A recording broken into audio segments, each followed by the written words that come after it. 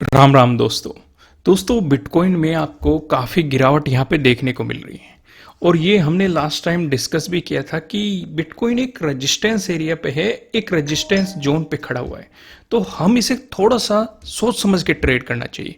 जैसे कि यहाँ पे एक रेजिस्टेंस बना, फिर वापस आया, यहाँ पे एक रेजिस्टेंस बना, फिर वापस आया, सेम ही ट्रेंड लाइन की फिर से रेस्पेक्ट करी, फिर गिरावट आई, फिर से सेम ही ट्रेंड लाइन की रेस्पेक्ट करी। और जब ये यहाँ पे पास में आ रहा था तब भी डिस्कशन किया गया था कि ऊपर की तरफ ये एक रेजिस्टेंस एरिया है या फिर ये एक रेजिस्टेंस लाइन है, और जिसकी मार्केट ने सीधे सीधे रेस्पेक्ट करी है। और ये बहुत ही बेहतरीन अपॉर्चुनिटी मिलती है अगर आपको कहीं रेजिस्टेंस जोन पे शूटिंग स्टार मिल जाए, या फिर सपोर्ट जोन पे हैमर मिल जाए, या फिर पिन बार बुलिश कैंडल मिल जाए, तो वो एक बहुत बेहतरीन अपॉर्चुनिटी होती है। क्योंकि उसमें जो स्टॉप लॉस होता है, एसएल जो होता है, वो बहुत ही छोटा है, लेकिन उसके कंपैरेटिवली रिवॉर्ड काफी अच्छे मिल जाते हैं ज्यादातर केस में। जैसे कि आप यहाँ पे कहीं पे भी देख सकते हैं, ये देखो कितना बेहतरीन एक छोटा सा स्टॉप लॉस, लेकिन उसके कंपैरेटिवली आपको रिवॉर्ड कितना बेहतरीन मिला है। अब सवाल ये उठने लगता है कि भाई मार्केट में अगर गिरावट आएगी तो कहां तक आएगी। पहले हम एक बार बड़े टाइम फ्रेम पे चीजों को समझ लेते हैं, फिर छोटे टाइम फ्रेम पे भी जाएंगे। अगर आप ध्यान दोगे, इस एरिया में पहले एक रेजिस्टेंस था, ब्रेकआउट मिलने के बाद सपोर्ट बना, फिर से सपोर्ट बना, फिर से आप देखेंगे फिर से सपोर्ट बना, फिर से सपोर्ट बना, फिर से सपोर्ट बना, और अभी भी इसी एरिया के पास है।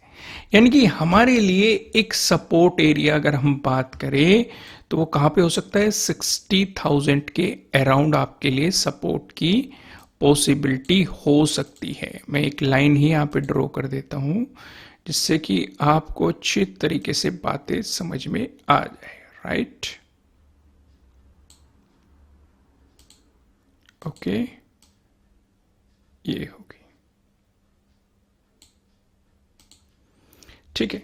तो ये एक सपोर्ट एरिया हमें यहां पे दिखाई दे रहा है, जो कि हमें साफ साफ पहले भी देखने को मिला है कि यहां पे मार्केट ने सपोर्ट पहले भी ली है। तो नजदीकी सपोर्ट एरिया यही है। दूसरी बात मैंने आपके साथ डिस्कस किया था, जैसे हमें यहां पे क्या देखने को मिला, एक अपॉर्चुनिटी मिली।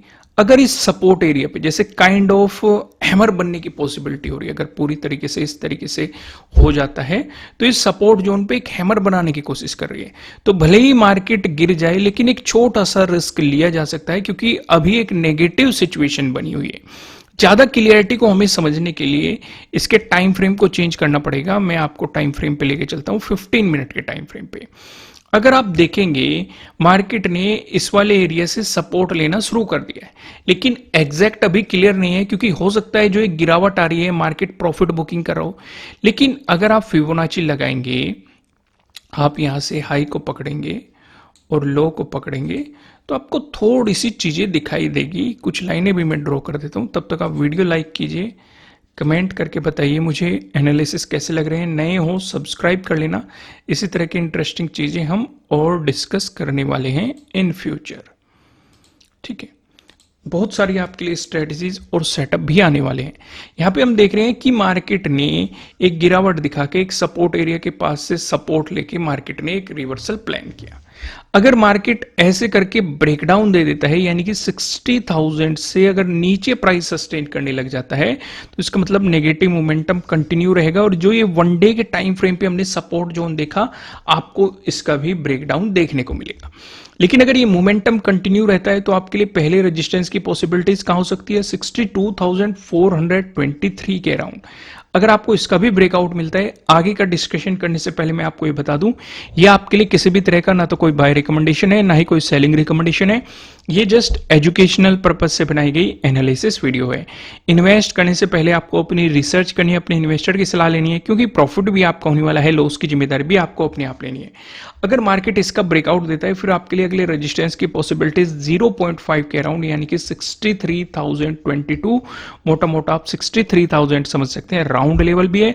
दूसरा 0.5 और 0.618 पे आपकी खास नजर होनी चाहिए अगर आप फिबोनाची के बारे में अच्छे तरीके से जानते हैं, क्योंकि ये दो वे लेवल है जो मार्केट को रिवर्स करा सकते हैं या रिवर्स करने में मार्केट की मदद कर सकते हैं। क्लियर आ गया।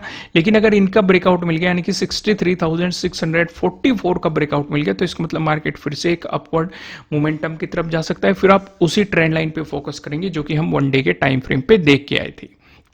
आइए इथीरियम के बारे में भी जान लेते हैं।